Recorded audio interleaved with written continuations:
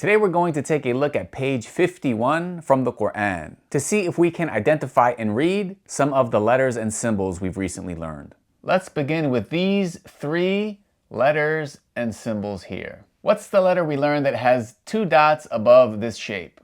That would be the letter ta. So we'll write a T for the letter ta. After identifying the letter, we want to identify the haraka. So we'll write a U for the dhamma. Moving on to the second letter, which is a wave-like shape with no dots. That would be the letter ha, which makes a sharp H sound. So we'll write a capital H for the letter ha. Next, we want to look for the haraka. So we see this written above the letter ha.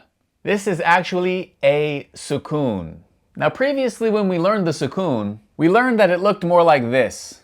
It resembled a circle written above a letter.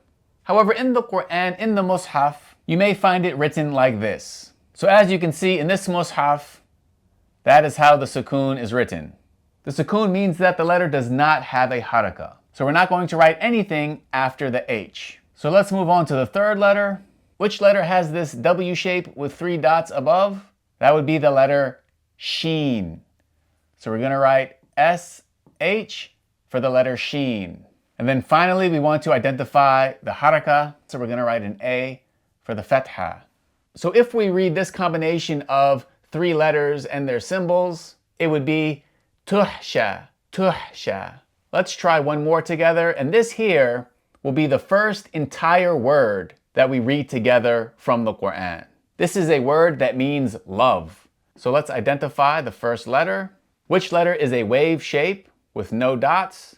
That would be the letter ha. So we're going to write a capital H. Next, we want to identify the haraka. A loop shape above a letter is the dhamma, which sounds like oo. So we're going to write a U for the dhamma. Moving on to the next letter, which has a U-like shape with a dot underneath.